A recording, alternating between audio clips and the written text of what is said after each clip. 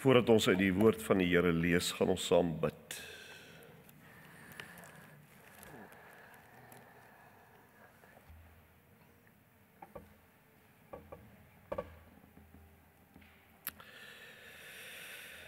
Here, u woord sê vir ons baie duidelik dat 'n mens nie van brood alleen lewe nie, maar van elke woord wat uit die mond van God kom.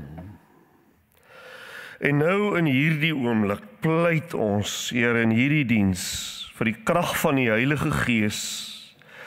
Laat die Gees, Here, die gedagtes van die prediker vrymaak van menslike beperking en dit vul met die dieptes van die Here se woord. Breek daardie woord, die skrif nie net oop nie, maar breek ook ons harte oop. En maak daardie dowwe sig van ons siel, wat so afgestomp is, skerp, sodat ons die man van Nasaret kan sien in hierdie skrif. Ons bid dat hierdie woord, Here, nie leeg sal terugkeer na u nie. Dit kan nie, want u het gesê in die profeet Jesaja, die woord sal volbring waarvoor dit gestuur is. Laat u rema woord, daai sprekende woord, in ons lewens deurbreek, Here. Al hoor ons dit vir die hoeveelste keer vandag, met presies dieselfde prediker. En alles is net soos dit altyd is. En tog kan God iets nuuts doen. In Jesus se naam. Amen.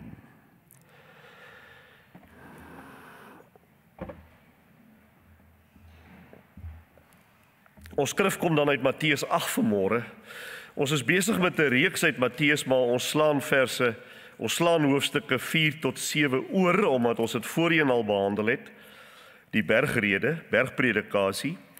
So ons gaan nou oor na, dit ek gesê, dis 5 tot 7. 5, 6 en 7 slaan ons oor. Dan is ons nou by hoofstuk 8. Vanmôre verse 1 tot 17 en volgende Sondag, as die Here wil, die res van die hoofstuk. Waar ons oor die 3 groot vrese in ons lewens gaan praat, volgende week. As jy dit lees, sal jy dit sien daar. Maar vanmôre kom ons by hierdie wonderlike openbaring van die Here Jesus in Matteus 8. Die hele Bybel gaan net oor Christus. Net oor hom. Ek is nou besig om deur Kronieke te gaan. Hoofstuk 1, naamlyste. Hoofstuk 2, naamlyste. Hoofstuk 3, naamlyste. En in elkeen van die 3 hoofstukke straal die Here Jesus uit. Ek is nou besig om dit te bestudeer. Ek berei dit voor vir woord en klank. Na die predikerreeks wil ek 1 Kronieke op hierdie manier aan die orde stel. Maar dit is net eenvoudig te kosbaar vir woorde. Mens wil die hele dag, as ek dit in die oggend gedoen het, dan wil ek die hele dag in aanbidding bly. So kosbaar is dit. En dit is waarskynlik as jy dit nou in jou stilte tyd moet lees, gaan jy in die slaap raak binne 3 minute. Want dit is net name. Dit is net name. Jy name lees 9 uur in die aand, jy is weg, net na 5 minute. Maar as jy Christus leer sien in die skrif, dan verander die hele Bybel vir jou. Jou Bybel is net nie weer dieselfde vir jou nie. Dis wat ons in Tafelberg doen, besoekers. Ons probeer die lewe in die skrif vir ons mense wys. Want dis waaroor kerk gaan, is dit nie? By vers 1 kom ons nou by Matteus hoofstuk 8. En ons gaan deurlees tot by vers 17. Jesus het afgekom van die berg, jy sien dis nou na die bergrede, en 'n groot menigte mense het saam met hom gegaan. 'n Malaatse man kom kniel toe voor hom. Hierdie kos is so kosbaar hierdie. Hy kniel voor hom en sê, en onthou hierdie ou hy mag nie na Jesus toe kom nie, hy is malaats. Here, as u wil, kan u my gesond maak. En toe kom hierdie verrassing wat hy nooit kon verwag nie. Jesus steek sy hand uit, raak aan hom en sê, ek wil. Hoeveel keer bid ons nie, dan twyfel ons. Terwyl jy bid, twyfel jy, want jy weet nie of die Here jou regtig wil antwoord en hoor op hierdie ding nie. Is waar? Ek is so. Maar hoor wat sê die Here, ek wil word gesond. En sy melaatsheid was onmiddellik weg. Jesus sê toe vir hom, jy moet dit vir niemand vertel nie, maar gaan wys jou vir die priester en bring die offer wat Moses voorgeskryf het. Dit sal vir die mense die bewys wees dat jy rein geword het. Nadat Jesus in Kapernaum aangekom het, het 'n offisier by hom hulp kom vra en gesê, Here, my slaaf lê by my huis verlam en verduur baie pyn. Jesus antwoord, ek sal hom kom gesond maak.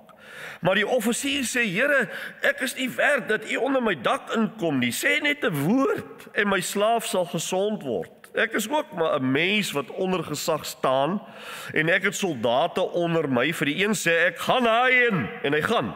Vir die ander een sê ek, kom en hy kom. En vir die ander een, my slaaf sê ek, doen dit en hy doen dit. Jesus was verwonderd toe hy dit hoor en hy sê vir die mense wat agter hom aangekom het, dit verseker ek julle, ek het nog nooit by iemand in Israel so groot geloof teëgekom nie. Ek sê vir julle, baie sal van die ooste en die weste afkom en saam met Abraham, Isak en Jakob aan die tafel in die koninkryk van die hemel gaan sit.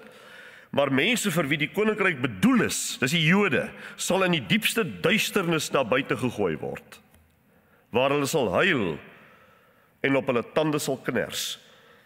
Jesus sê toe vir die offisier, gaan terug, wat jy geglo het sal gebeur.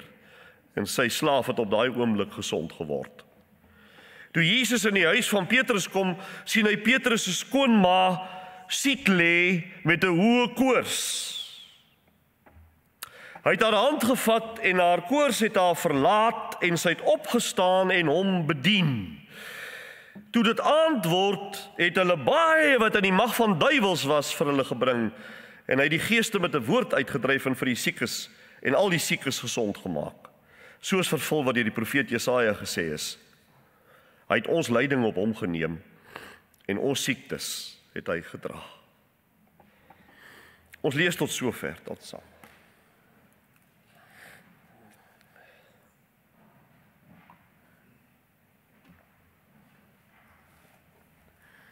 Ek wil miskien net ter inleiding wil ek net vir u op iets interessants wys wat 'n mens spesifiek hier in die 1983 vertaling wat ons gelees het sien. Jy sien dit ook in ander vertalings. Ek sien in die ESV Engels is dit ook so.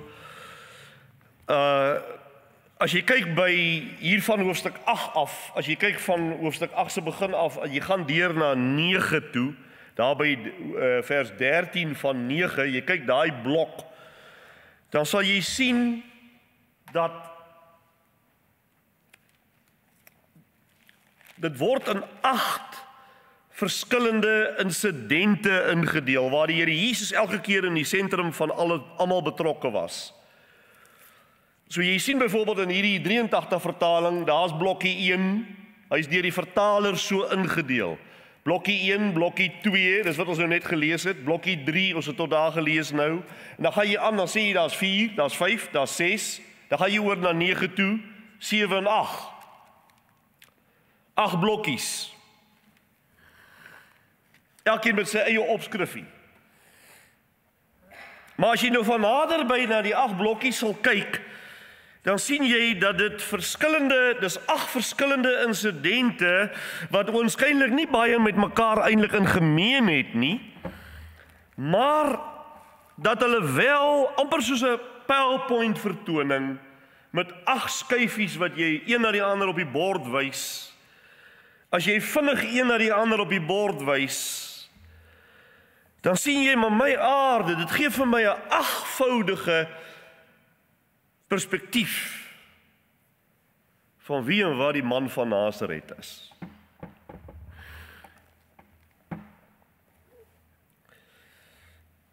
Laat ek net vandag gou dis net 'n inleiding, dit het niks met vandag se boodskap te doen nie. Dis net vir interessantheid. Jy kan dit self gaan kyk.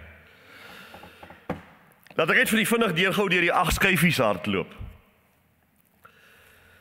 Daar's eerstens, in die eerste 3 het ons mos nou gelees, daar's eerstens die eerste slide, is genesing van die melaatse. En daarin sien ons die perspektief wat ons daarin sien is hoe die kollig val op die ontfermende hart van die man van Nasaret. Hy het 'n hart vir mense.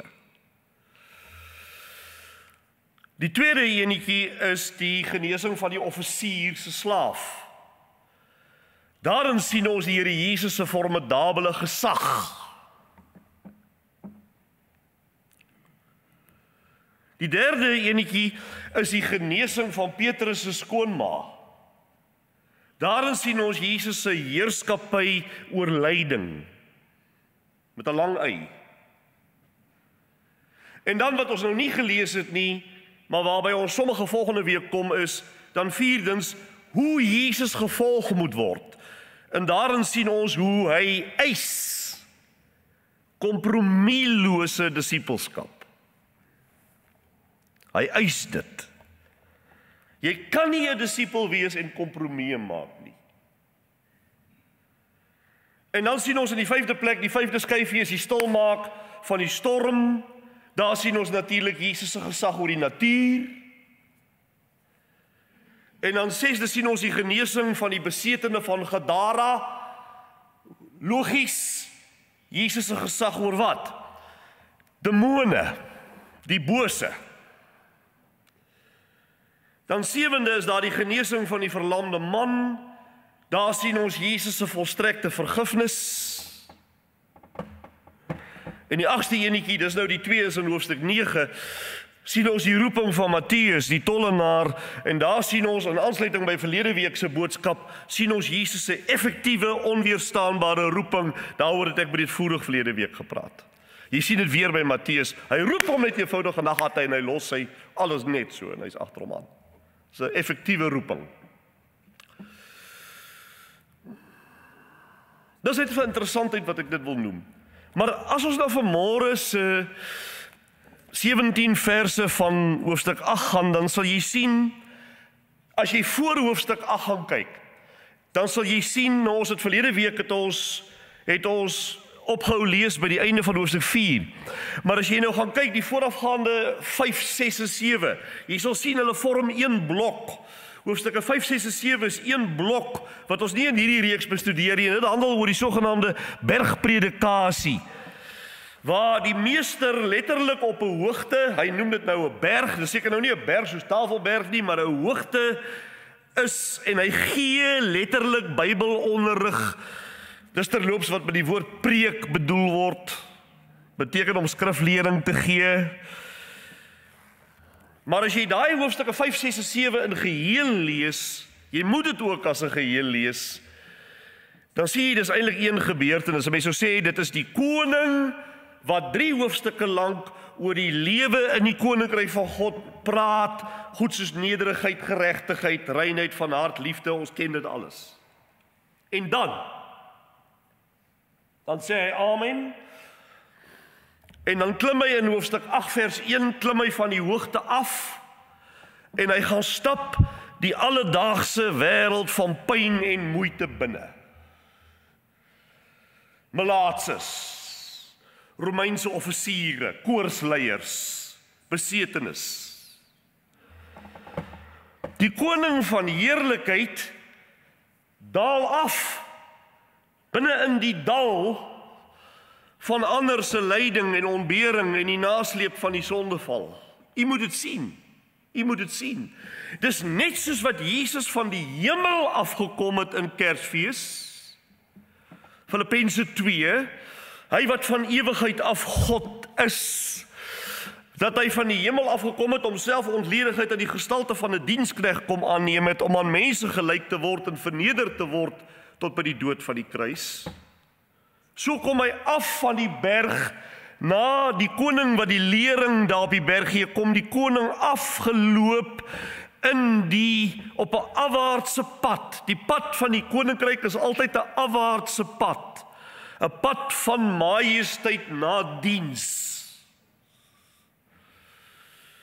Hier sou ons sê daar by die bergrede is dit die koning wat die woord gee en nou kom ons by die werke van die koning.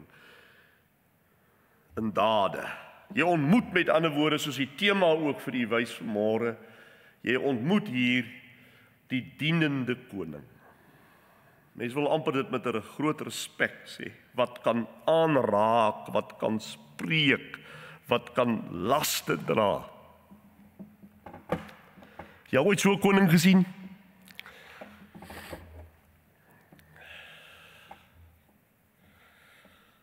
Dis 'n koning wat 'n mens wil volg. Dis nie 'n koning wat van jou wil hê nie. Dis 'n koning wat gekom het met 'n voorskoot aan. Wat kom dien. En dit moet ons sien. So daar's 3 toneeltjies wat ons vanmôre gelees het. Dis die eerste 3 van daai PowerPoint skyfies. Hier's 'n melaatse wat nader kom en voor die Here Jesus buig en sê, Here, as u wil, is ek oortuig, kan u my rein maak. En Jesus strek sy hand uit en raak hom aan en sê, ek wil, word rein, en onmiddellik het die melaatsheid hom verlaat.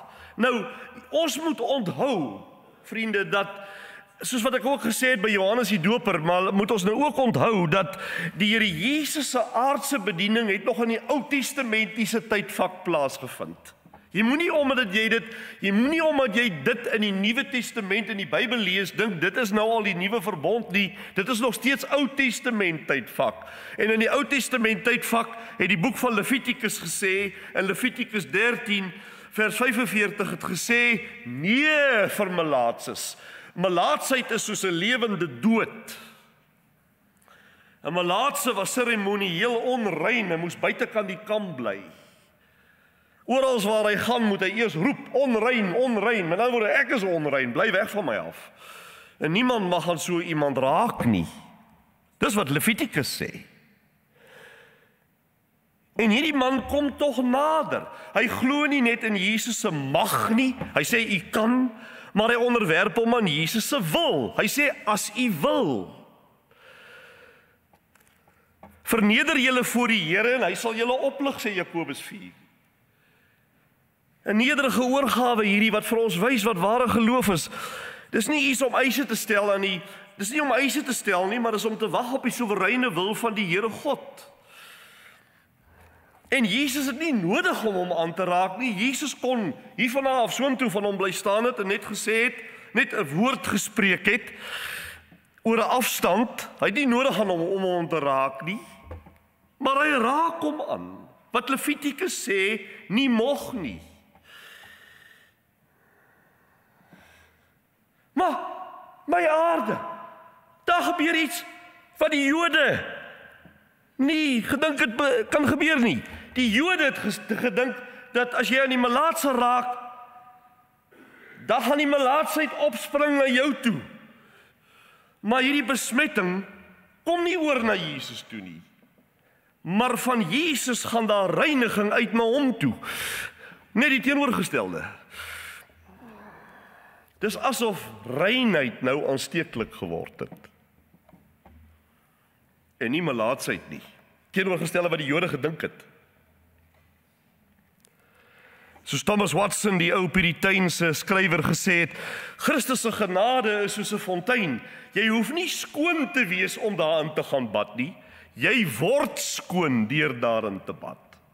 Hoe baie mense is daar wat nie wil kom tot by volle oorgawe aan die Here Jesus nie, want daar's allerlei goed in hulle lewe wat hulle dink, wat hulle weerhou daarvan om na die Here toe te kom. Die punt is juis in die evangelie is, dat ek kom soos wat ek is. Ek paneelklop nie myself eers voor die tyd, om myself waardig te maak, om na die Here toe te mag kom nie. Ek kom soos dit is. Ek word in hom gebad. Ek bad nie myself en kom dan nie. Maar daai aanraking van die Here Jesus is vir my die grootste genade. Hy vat aan waar jy is. Hy vat nie aan waar jy behoort te wees nie. Jy sien, ons het in ons kop 'n prentjie van waar behoort ek te wees. O, ek is nie daar nie. Verstaan? Maar die Here raak aan waar jy is. Waar was hierdie man? Wel, hy was volgens die wet van Moses, was hy uitgesluit. Hy was uitgesluit. Maar Jesus sluit hom in. Dit herinner 'n mens aan die profeet Jesaja in Jesaja 6 waar die engel met 'n gloeiende kool van die altaar aan Jesaja se lippe, want hy sê, "O, ek is onrein van lippe." Dan kom die engel met die kool, dan raak hy sy lippe aan en dan sê die engel vir hom, "Kyk, ek het jou lippe aangeraak. Jou sondes is jou vergewe."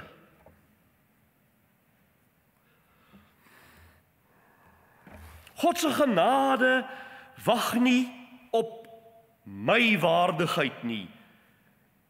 Dit tel my op in my swakheid. Dit is waarom Paulus sê in 2 Korintiërs 12, waarom hy sê, waarom die Here vir hom gesê het, my genade is vir jou genoeg, Paulus. Ek gaan nie jou gesond maak nie. Ek gaan nie hierdie doring in die vlees van jou wegvat nie. Ek gaan nie dit vir jou doen, hierdie gebed van jou daarin verhoor nie. Want ek wil hê jy moet agterkom dat as jy swak is jy sterk, want my genade is vir jou genoeg.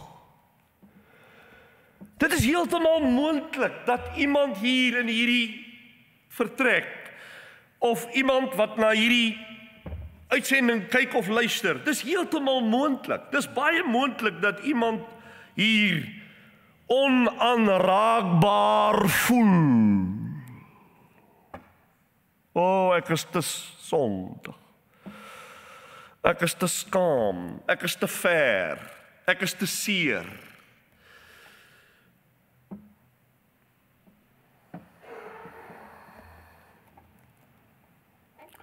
Maar hoor 'n bietjie die Heiland se woorde hier.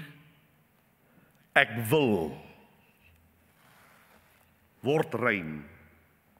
Dis die blye klank van die evangelie, vriende. God kom nie net naby aan die reines nie. Hy raak aan dit wat die wêreld vermy. Wat 'n mens selfs in jouself verfoei. Dis iets bonatuurlik. Ek wil vir u sê, ek kom dit ook al hoe meer agter dat ek dink ek het dit verlede week ook gesê, is dat die hele belewenis van die Christelike geloof is nie so seer 'n saak van kopkennis nie. Dis 'n saak, dis iets wat bo-natuurlik is. En as dit nie met jou gebeur nie, dan gebeur dit nie met jou nie en dan het jy dit nie en dan kan jy ook nie saamgesels nie. Dis bo-natuurlik, vriende. Jy kry dit dikwels dat mense sê en vra my, ek kom al hele lang tyd met gesprekke met mense. Mense sê, ek is so gebore, ek is in hierdie Christelike huis, ek het my verstand daar, ek het in hierdie katekisasie. Op die ou einde is 'n mens, in 'n sekere sin, jy's 'n aangeleerde Christen. Is nou heeltemal 'n verkeerde woord, dit moenie so bedoel word nie, maar jy's 'n aangeleerde Christen. Jy's 'n gekatekiseerde Christen, praat nie daarteen nie, daar's ons kinders nou net katekisasie toe, dis niks verkeerd nie. Maar daar moet iets bonatuurlik gebeur met 'n mens. Wat jy nie met mense woorde kan verklaar nie.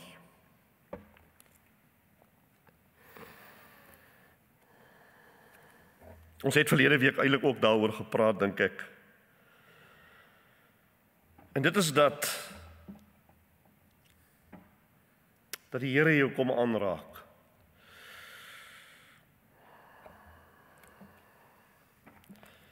Dat die Here Jesus jou kom aanraak, want hy wil. Dit is, en hier waar ons nou aan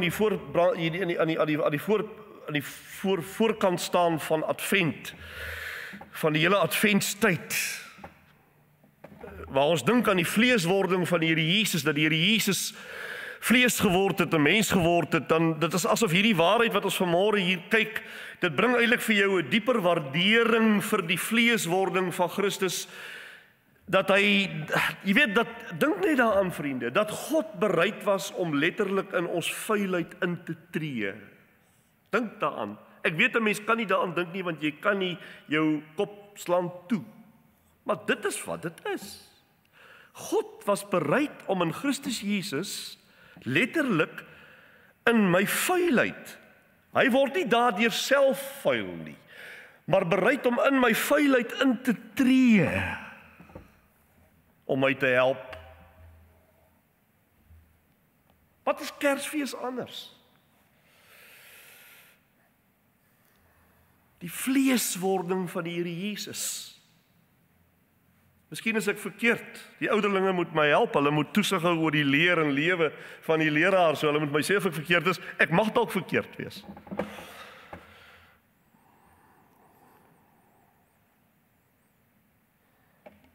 Maar ek sien in hierdie eerste stukkie van hoofstuk 8, hierdie eerste blokkie, sien ek alreeds iets van die Kersfees, die menswording van die Here Jesus sien ek al daar. Dat die wet het gesê, jy mag nie raak aan 'n melaatse nie.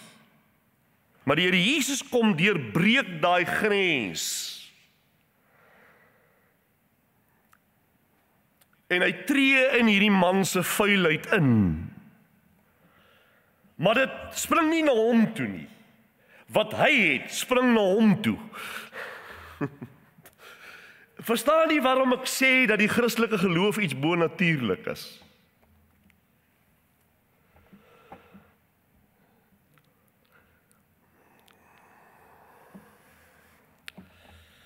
Nou ja, ek praat goed wat ek self ook nie verstaan nie. Ek praat net goed wat ek weet, maar nie dat ek dit begryp nie, want 'n mens kan dit nie verstaan nie.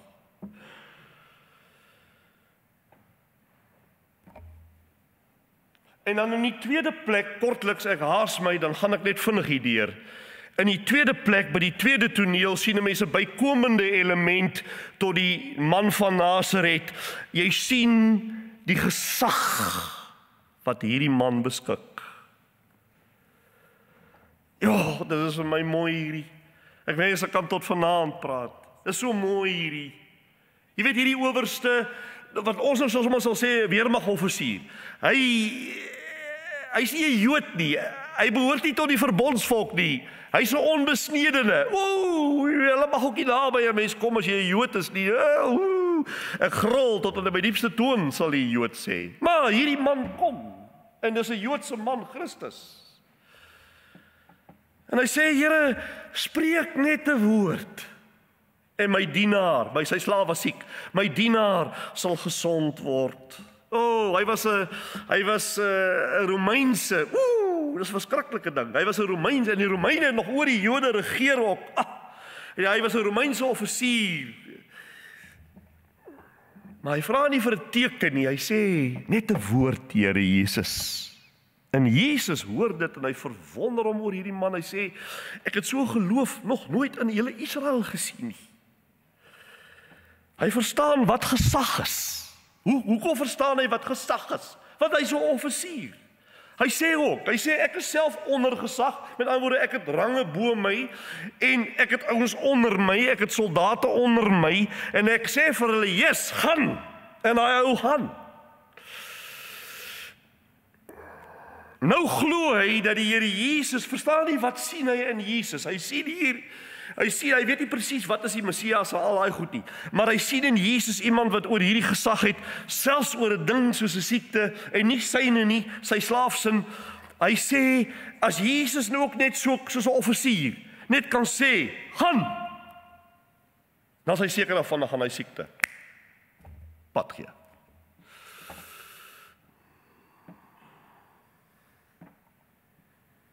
Hy sê met ander woorde vir Jesus, Here, doen asseblief soos wat ek doen, as 'n offisier doen, met my manskappe.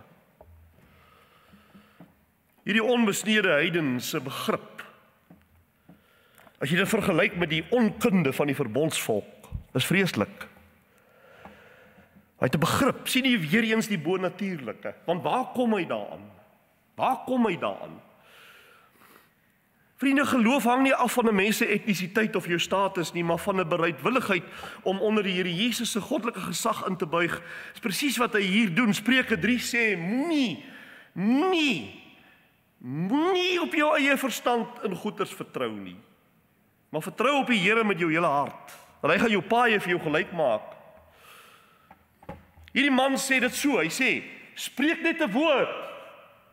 Hy verwag van die goddelike logos Die regte uitspraak van die Griekse woord is logos. Hy verwag van die goddelike logos, die woord, die skepper, om te spreek en dinge sal gebeur. En Jesus genees, vriende, oor 'n afstand. Hy genees, hy hoef nie by die persoon te wees nie. Hy genees oor grense, oor nasies, afstande. Hy's nie beperk tot iemand se in persoon teenwoordigheid daar by hom nie. Hy sy woord is sy teenwoordigheid. Wonderlik, wonderlik. En dit gebeur, sê vers 13, op daardie uur. Die gesag van Jesus se woord is met ander woorde op daardie uur beteken wat? Wat beteken dit? Dit beteken dis onmiddellik. Dis onmiddellik. Dis lewend, dis genoegsaam. Dis die krag van die skepingswoorde van Genesis 1 waar God gesê het, laat daar lig wees, en daar was lig onmiddellik. God se woord, vriende, is nie maar net, soos ek net nou gesê het, kennis en inligting en intellek nie. Dit is 'n krag wat lewe skep. Hebreërs 4 sê, die woord van die Here is lewend en kragtig. Dit dring deur tot die skeiding van siel en gees, gewrigte en murg. Dit beoordeel die bedoelings en die gedagtes van die hart. Mense het al dikwels vir my gesê, ek kan nie sê hoeveel keer nie, oralster het mense al vir my gesê, hulle vra vir my of ek hulle ken, dan sê ek nee, natuurlik nie. Maar hoe kon ek dan nou daar dit en dit gesê het? Want dis dan nou presies wat van my die geval is. Dan sê ek, my liewe mense, ek weet van jou niks nie, maar die woord van God weet van jou alles. Sê ek wat dit weet nie, God wat dit weet.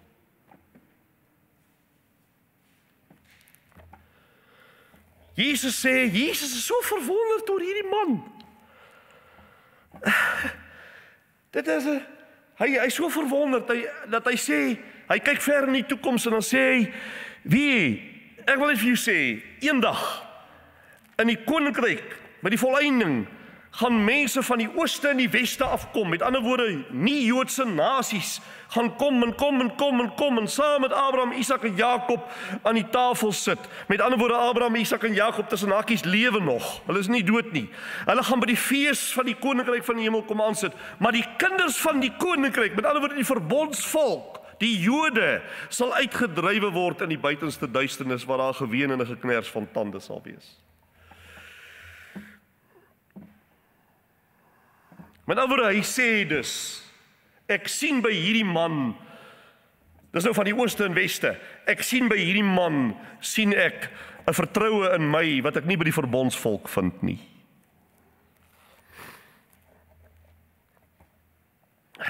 Want vriende, die koninkryk loop nie met 'n bloedlyn nie, die koninkryk loop met 'n geloofslyn. Nie met 'n bloedlyn nie. Dis waarom jy kan hê dat 'n kind van die Here kom tot redding. Die Here red uit genade jou siel. Hy vul jou met die Heilige Gees. Hy vul jou met vuur uit die hemel uit. En ewe skielik is jy 'n vreemdeling binne in jou eie huis. Want nou jou vrou of jou man of jou kinders of die of die daai, oupa, ouma, whoever, en oupa en oom en tannie het hierdie ondervinding nie gehad nie. Hulle sê, wat gaan hier? Verstaan, en hier is heeltemal 'n skeiding nou binne in hierdie familie. Dis wat Jesus gesê het, ek het nie gekom om vrede te bring nie, maar die swaard. Jesus sê dit, ek het gekom om die swaard te bring, want van nou af gaan 'n man en 'n vrou teen mekaar wees, en 'n dogter en haar moeder gaan teen mekaar wees, in een huis. Waarom? Want sommige ontmoet Christus en ander nie. Want die koninkryk loop nie deur 'n bloedlyn nie.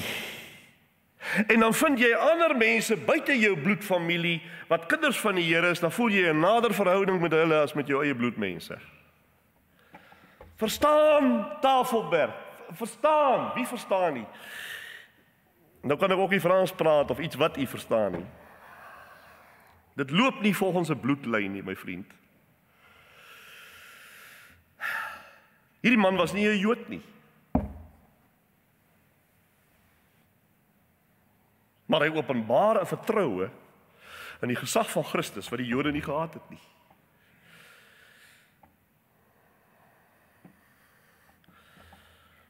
Ek weet baie goed hoeveel keer ek self daarna hinker dat die Here na my toe moet nader kom. Partykeer bid ek en dit voel soos kurk. Dit is baie moeilik.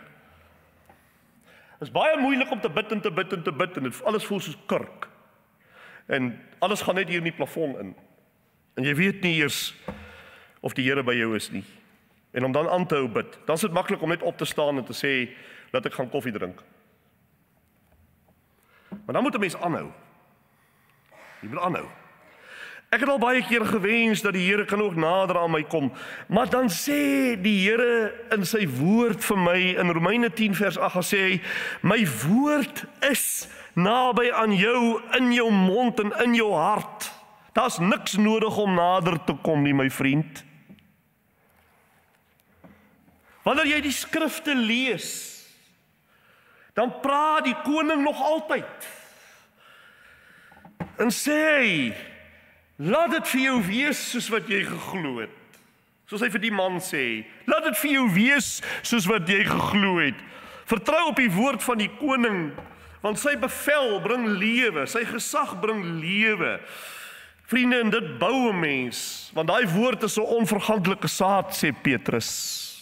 Ag, mag die Here hierdie ou paar woordjies gebruik om dalk iemand wat hier is of wat waar ook al is, te stig.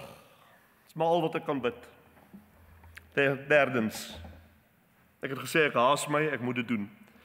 Die laaste en derde en laaste toneeltjie is net so kosbaar. Die Rooms-Katolieke sê, broer en suster, dat jy die eerste paus was Petrus, en tog was Petrus getroud. Maar hulle sê nee, die paus mag nie trou nie. Maar Petrus was getroud. Hy het 'n skoonmoeder gehad. En die was siek. Dis nie vandag wat jy gou kom en spuit die ou Voltaren in nie. Sy was siek met 'n koors. En sy lê in die bed. 'n eenvoudige huis, 'n vrou met koors, weer eens 'n aanraking, en sy staan op en begin dien. Hy het haar hand aangeraak, sê die Bybel, en die koors het haar onmiddellik verlaat, en sy het opgestaan en hom bedien. Vers 15. Dit is vir my kosbaar, want dit wys vir my, in die derde plek, wys dit vir my, hoe dat, jy kan sien die drie blokkies wat ons, die drie toneeltjies wat ons vanmôre behandel, ons sien by die eerste twee, en nou sien ons by die derde een, sien ons, hoe die man van Nasaret dra, jy kan net die woord dra, D-R-A, hy dra ons laste, hy dra dit.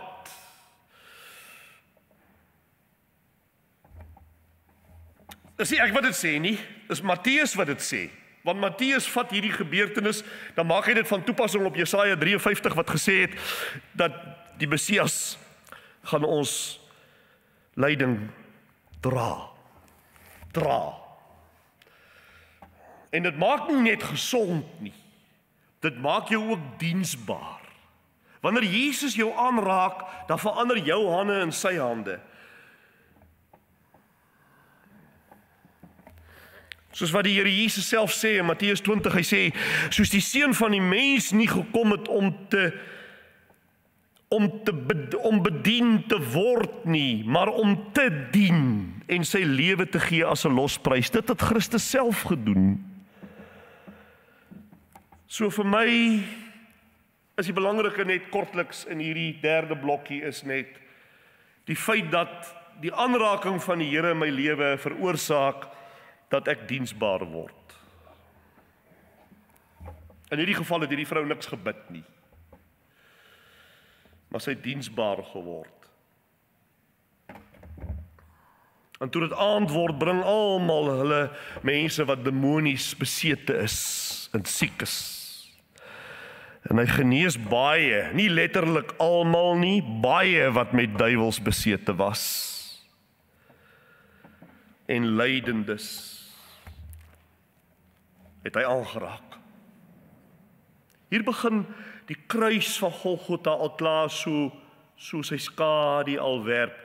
Want Jesus genees nie net nie, hy absorbeer die lyding van ander in homself. En daarom is alle genesing van God is 'n voorafskaduwing van die finale verlossing waar God se krag oor lyding gaan triomfeer, volkome. Maar hierdie is reeds 'n voorsmaak van die kruis. Elke genesing is eintlik soos 'n Golgothaatjie in die klein, 'n hand wat aanraak, maar die hand was self deurboor gewees en raak ons aan tot diens. Die liggaam wat ander herstel, was self gebreek. Die een wat die koor stil maak, sal self dors wees en bloed sweet later. Die Bybel sê in Lukas 22 dat Jesus se sweet het soos bloed geword in Getsemane. Die geneesheer het homself siek gemaak om my gesond te kry. Hebreërs 4 sê, dis die hoëpriester wat ons het, wat meegevoel met ons swakhede het. As jy vandag swaar dra, vriend, siekte,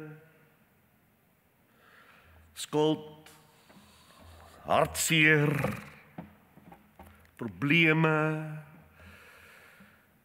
onthou, daar's 'n man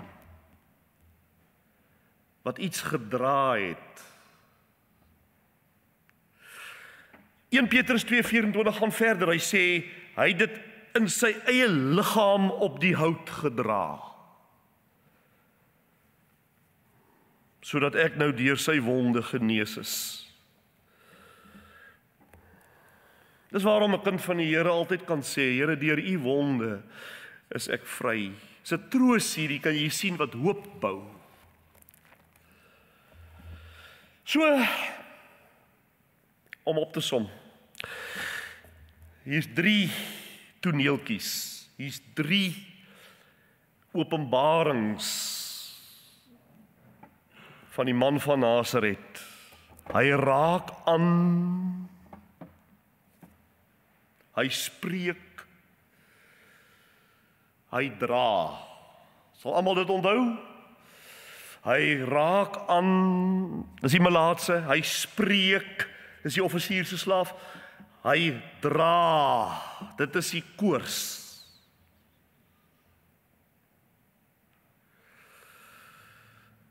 Dis hoekom ek aan die begin vir u gesê het, as dit die tipe koning is wat die Here Jesus is, dan wil ek hom volg. Want sy gesag is nie ongenaakbaar nie. Sy gesag is diensbaar. Hy regeer, dis die waarheid, maar hy regeer deur te dien. En hy oorwin deur te dra. En as jy vorentoe kyk, bly vinnig tot die einde van die Nuwe Testament toe, Openbaring 21, as jy nou daar vorentoe kyk, na die uiteinde, dan sien jy my aarde, hier sit nou heeltemal soos 'n volmaakte prentjie hier, want dan staan daar in Openbaring 21:4, daar staan daar, God sal elke traan van julle oë afvee, en daar sal nie meer dood en begrafnisse wees nie, en ook nie 'n geween of 'n geskree of pyn, want die eerste dinge, dis die goed wat ons nou beleef het, alles verbygegaan, dis weg. Elke aanraking, elke woord wat die Here spreek, elke genesing van die Here Jesus is 'n voorsmaakie van daai laaste dag. En hoe smag 'n mens nie daarna nie? Of jy nou probleme het of nie, jy smag daarna.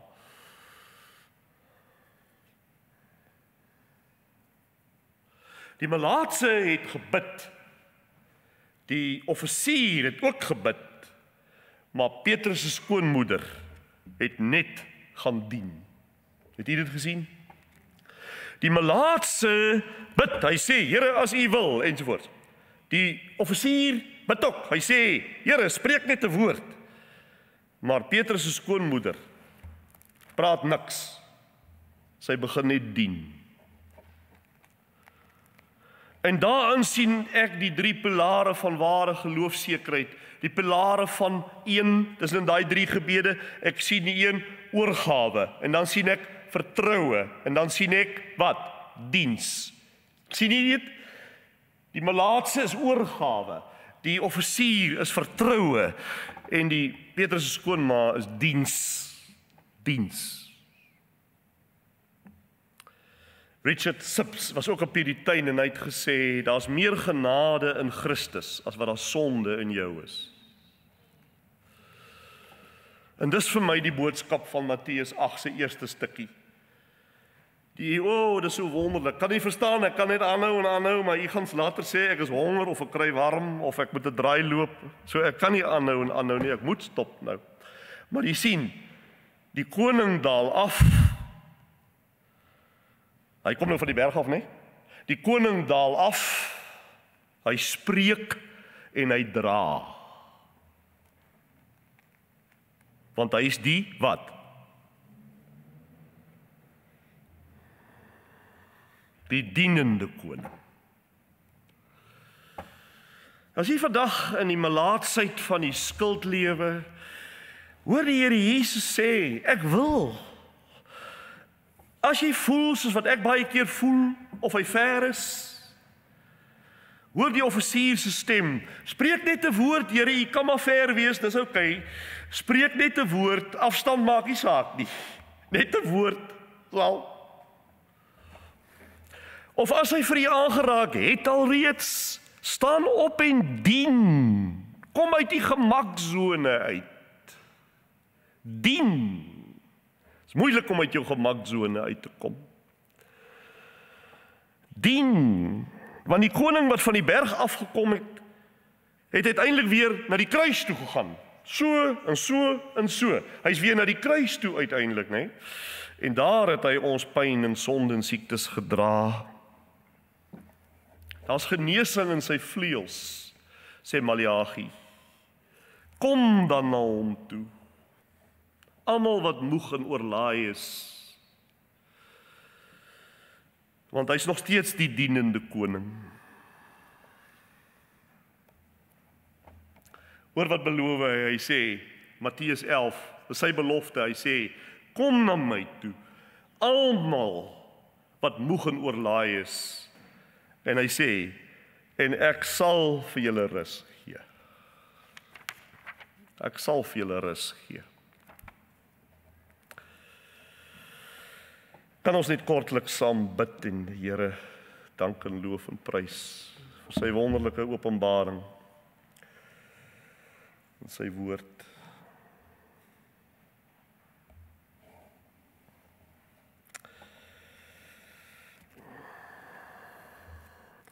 Vader, ons wil maar net dankie sê vir die onfeilbare skrif wat ook weer hier gesaai is vandag. Here, en ons vra dat as ons dink aan daai gelykenis, dan bid ons dat dit ook wortel mag skiet in goeie grond. Beskerm hierdie saad van vanmôre, Here, teen die vyand, die sorge van die lewe. Ons stap hier uit of ry hier uit en onmiddellik is alles weer weg, want dan is al die ou gedagtes en goed weer op ons. Beskerm ons tog. Dankie vir hierdie openbaring van wie Jesus is, wat hy is, hoe hy is. En mag ons en almal wat aangeraak is, Here, lewende briewe vir Christus wees, wat ander mense kan lees, soos die Bybel sê. Ons bid dit met dankbaarheid in sy naam. Amen.